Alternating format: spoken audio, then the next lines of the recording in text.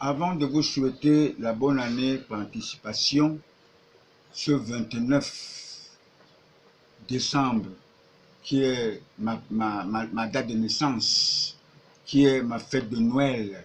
Voilà, ma date de naissance, c'est le 29 décembre 1949, c'est ma fête de Noël. J'aimerais que nous observions une minute de silence pour le repos de l'âme de nos concitoyens abrutis et naïfs de l'histoire qui se meurent et s'entretuent par ignorance au profit du colonisateur, parce qu'ils ne savent pas que tout flatteur vit aux dépens de celui qui l'écoute. Ces actes ignobles, criminels, perpétrés par les Occidentaux en Afrique ne vous disent rien. Vous restez toujours camponnés dans la francophonie, tout en négligeant vos cultures ancestrales, vos langues vernaculaires, alors que vous êtes et nous sommes les Bantous. Rien que la vérité, nous écraserons le diable. La politique n'est pas synonyme du mensonge. Elle est réservée seulement aux nationalistes patriotes. Je vous reçois ce jour, J, le 29 décembre 2019, ma date exacte de ma naissance, que je considère comme la célébration de la fête de Noël. Vous reconnaîtrez ce 29 décembre 2019, cette date est symbolique. Elle me donne ma 4e année de vie spirituelle. Il n'y a que les patriarches, les matriarches et certains initiés spirituellement peuvent me comprendre.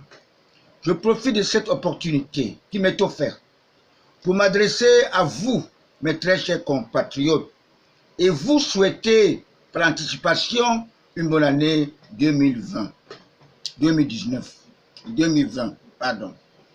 L'Afrique n'est pas mal partie comme René Dumont avait déclaré, mais j'avais répondu que l'Afrique est plutôt apprivoisée par les prédateurs et par nous-mêmes.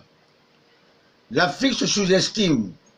Elle aimerait se faire diriger par la machine de la francophonie qui impose tous ses adeptes dans la franc-maçonnerie. Nous les hommes lions, les patriarches et nos matriarches, nous disons non. Toutes ces sales besognes diaboliques ne passeront pas avec mon candidat naturel, Paul Biya. Plus jamais ça. La décentralisation sera effective plus tard que jamais. Tous les Camerounais se sentiront chez eux. Personne ne sera de trop. Maintenant, à bas la recolonisation, à bas la déstabilisation. Nous ne resterons pas toujours éternellement esclaves de la France. That is the Mongi di Wok, Bambou di Chop. Plusieurs décisions qui furent boycottées par les fils du feu, franc-maçon Dr Lupolo Jola, le parrain de notre tout premier chef de l'État, ne seront plus confisquées. Qui vivra verra. La politique de l'homme lion, du renouveau, sort de sa clandestinité depuis la mort de Cayenne d'Afrique, Martin Belinga Boutou. Paul Biya est devenu Abel d'Afrique, celui qui est appelé à franchir toute l'Afrique dans la gueule du prédateur, avec leur démocratie de grands électeurs, taillés à leur mesure, qui consiste de voir avaler tous les petits poissons par un gros poisson.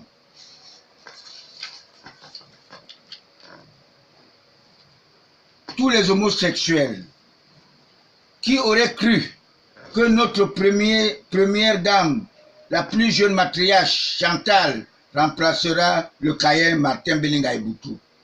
Elle est derrière Paul Biya, comme avait été Aaron auprès de Moïse lors de la libération des Juifs d'Israël, auprès de Pharaon. L'Égypte, mes très chers frères en Christ, je considère Moïse comme Aïdjo et Josué, je le considère comme Paul Biya. Car c'est Josué qui a pu accéder à la terre sainte, à la terre promise, selon l'Ancien Testament, qui m'a donné mon droit canon de l'église de l'apôtre Pierre.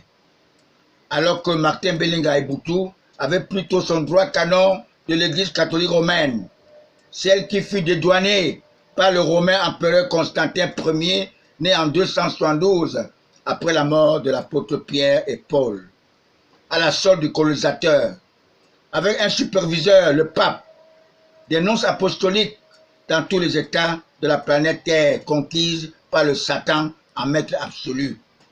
Ils ont même des aumôniers de guerre. À ma qualité de patriarche, politologue spirituel, président fondateur de COTRAC, je me félicite, je me réjouis d'avoir nommé le président Paul Biya président d'honneur de notre association apolitique. Parce que quand on ne fait pas la politique peut vous faire. Je ne me lasserai jamais de dire à ces donneurs de leçons que nul n'est grand devant Dieu et que Ecclésiaste nous enseigne que tout est vanité des vanités. Ce conseil va tout droit chez Donald Trump, à son homologue Emmanuel Macron. Laissez l'Afrique tranquille. Bon entendeur, salut. Et je profite de cette occasion pour vous dire que le monde n'a pas commencé avec Jésus-Christ, qui est venu pour nous sauver, par amour pour nous. Il a préféré porter nos péchés. De même, ce que fait notre libérateur Paul Biya, car il n'est plus seul, qui laissait persécuter son peuple. La récréation est terminée. Il est devenu le véritable Paul. Et je lui donne 20 sur 20, car la récréation est terminée.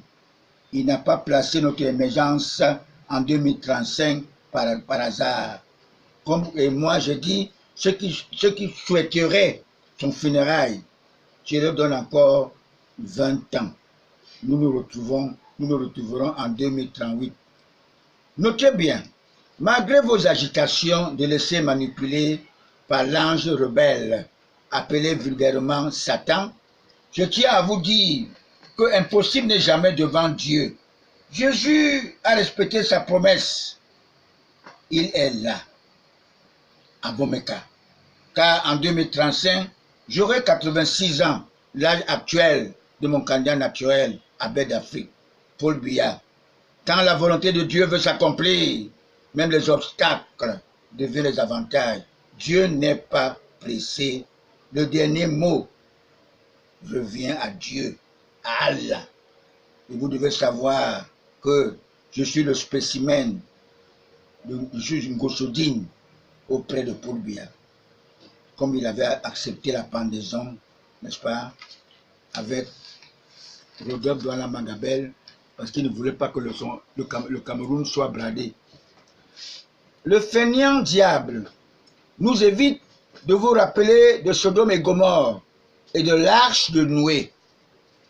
Pourquoi vous laissez conduire par les diables? Mais nous les patriarches, nous avons la crainte de Dieu. Nous avons peur de voir la colère de Dieu se manifester, comme vous avez vu tout récemment à Bafoussam. Vous savez que Wangi Ernest, le martyr, avait été tué. Vous vous souvenez, le 15 janvier 1971. Il a été abattu. Et après le crime d'Aïdjo à l'époque, l'homme de la vallée de la mort, qu'est-ce qu'il a fait? Le lendemain, il a créé une journée de jouissance populaire. C'est-à-dire que c'était une fête.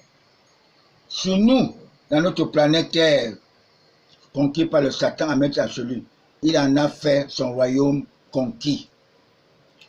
À cause de nous, Dieu le Père, notre Père qui est aux cieux, sa colère nous épargnera, car nous sommes tous les descendants de son grand serviteur, Abraham, le père d'Ismaël et d'Isaac. Chacun portera lui-même sa croix. Les chrétiens et les musulmans sont les fils d'un même père.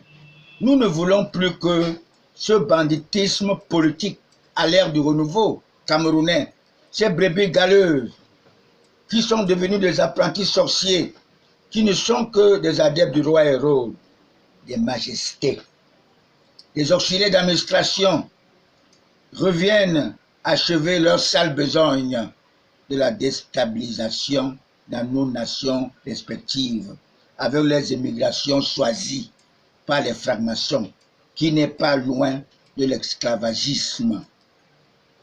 De conserver notre porte-monnaie qui se trouve au trésor français. On ne quitte pas le diable facilement. Il faut une bonne stratégie. C'est l'union qui fait la force. Voilà la force de l'expérience qui se trouve dans Paul Biya. Il a vraiment l'intelligence du roi Salomon. C'est le grand patriarche. Soudez-vous derrière vos chefs d'État devenus indociles, tels que son excellent Paul Biya, tel que Sassou Nguesso, le fils du chasseur